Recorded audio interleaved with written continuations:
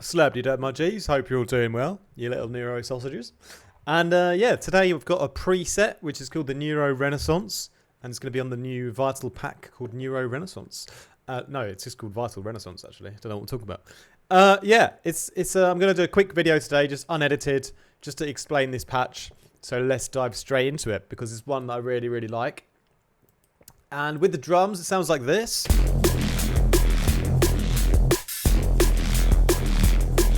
And without the drums, it sounds like this.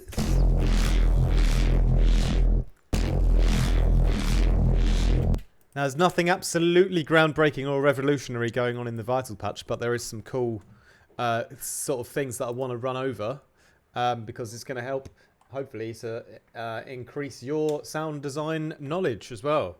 So there's one thing about this patch that will makes it a little bit more unique than normal, and that is that it does have a sample running through it which is being FM'd, and this is a sample that I've got from a sound effects Foley pack that I've got, and it's a wooden texture, and basically it kind of sounds like if I turn the level up, just some sort of creaking wood. I like to use wood and metal and things like that for like adding some organic texture and some natural edge to the sound.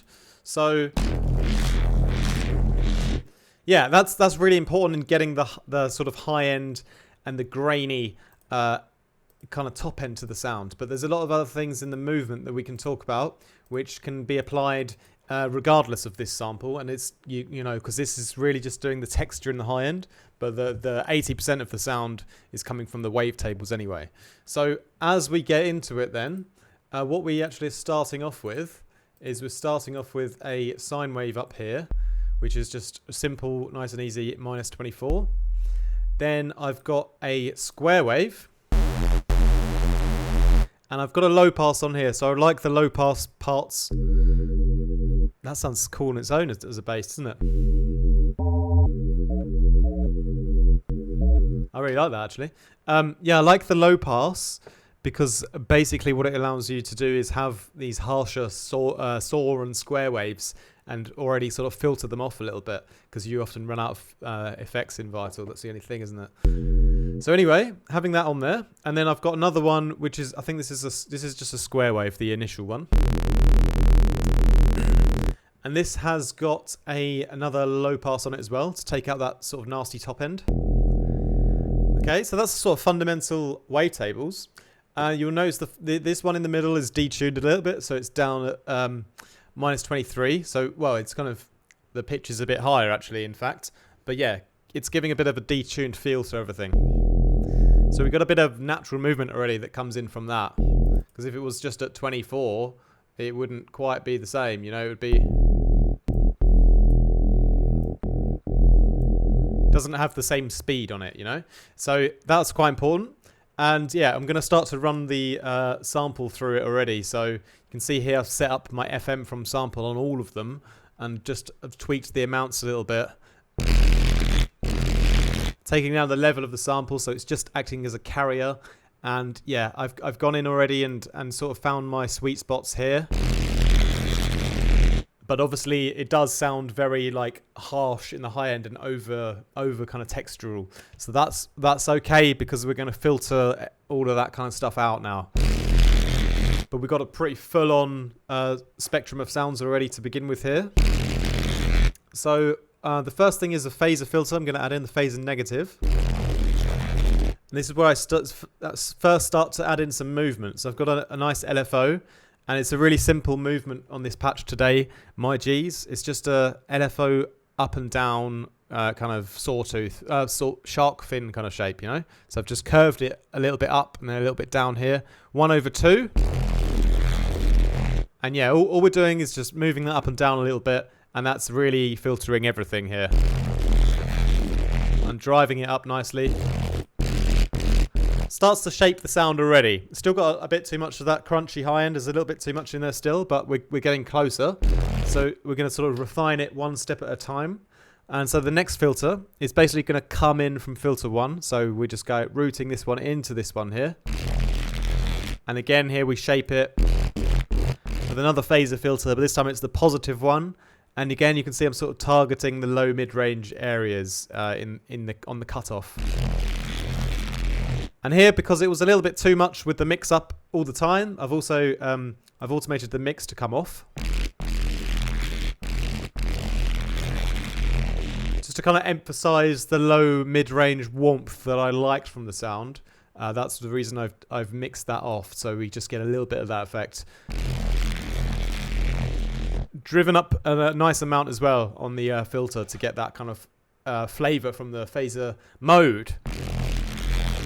Sorry if my voice sounds a bit weird. I was a bit ill recently and my voice is not recovered yet. Yeah, so next then is the effects. This is going to do quite a lot of effects, but all in small amounts really. Reverb, just a couple of percent. I like to add in a bit of that at the start so we can sort of soften the sound a little bit already. And just taking out most of the low end, so it's not really going to take any sort of power away from the low end.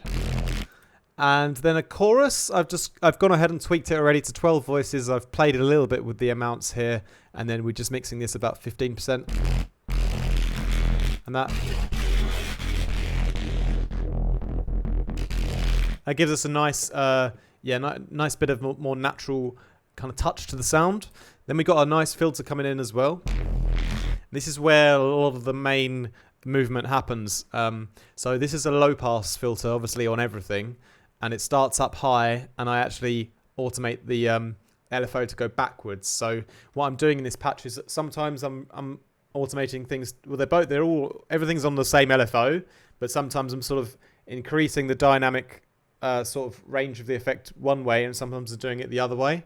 And so there's a little bit of a counter rhythm kind of balance happening within the patch between like the certain filters and the certain effects. So one kind of tweak one way on the LFO might give it a bit more drive and push, but then another tweak going the other way on the LFO almost sort of decreases the volume a bit. So it's a bit of a balancing act. But that's how I'm getting that kind of, I'm sort of honing in on that sort of neuro kind of flavor that I'm after. So this time I'm sort of doing it counterintuitively. Instead of normally I would sort of open and close on the LFO as it goes up and down. On this filter I'm doing it the other way around. So that's sort of giving us a nice neuro character though. So the mix is almost all the way up, but I'm leaving some of the high end in sort of the whole time. So it's not like I'm taking the whole high end out on the low pass, but most of it. But that's giving it this real nice neuro character already. I really like, that's kind of the main sort of part of it there. And just to finish off and enhance it a bit more then. So kind of getting a bit more volume and push back into the sound by automating the drive on the distortion, again, the other way to the right. So this time we're dynamically kind of boosting the sound again, where we'd kind of done the opposite before with the filter. We kind of taken things off it quite a lot, you know. This time we're going back up again the other way. And same thing with the chorus again. I'm actually doing backing it off to the left, because you got to really check. It's a little bit of a complex setup in the kind of tonality of this one. So like I said, I've kind of just checked both ways on the LFO each time, and then decided, you know, how that's affecting the overall like movement and sort of low mid range of the sound, which is the sort of important part that I want to get to sound really good. So yeah, this time having that attack all the way up and the release all the way down to activate that sort of loud saturation mode that the compressor seems to have. But this time, yeah, again, deciding to automate it the other way, you know, so going sort of down in volume, whereas the distortion is doing it the other way. You know, so just going back and forth between the different ways you can go with the LFO. Not really with a particular plan, just kind of testing them both out until I find the best balance, you know. So then a little EQ, because there's a little bit of a sort of harsh frequency. We can see it's not super flat like I would prefer it to be, a bit more balanced. It kind of peaks up a lot. around this sort of 2,600 hertz. It's quite a big peak there, so I'm sort of just taking that down 4 or 5 dB, and then just high shelving the whole thing up again a little bit to sort of account for that. But yeah, it's just smoothing out the top end frequencies nicely. And then what we've got is I like to do a little bit of flanging. Just again, it's a little bit like you would chorus it or reverb it a tiny bit to make it more natural, but in a kind of another way, you know. So obviously with the mix up,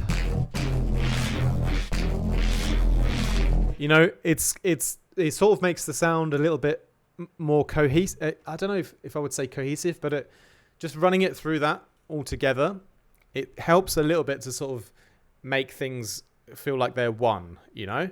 But I don't want that whole crazy flangey effect on it, so that's why I'm just using that a little bit,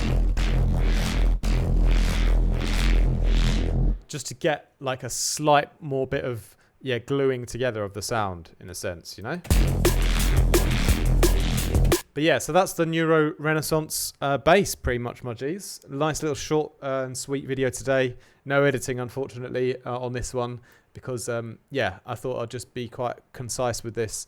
And the speed, I've got a little macro, just literally tracked it to the speed of the LFO here, so you can have a little sort of faster version. But yeah, this will be a patch that will be on the Renaissance Vital Pack, probably be a little bit updated by the time that's in the final product, because I like to sort of go and tweak things and make them a little bit better before I release a pack. So anyway, I hope you learned a little bit about that anyway. And just, honing in on that nice subtle elements of the growl by trying out, running the ear effects one way on the LFO or the other, each time, until you find that perfect balance where you get that sick neurofunk flavor, my J's. That's the Neuro Renaissance. Thanks a lot for watching. Much love. Don't do anything I wouldn't. Ciao for now.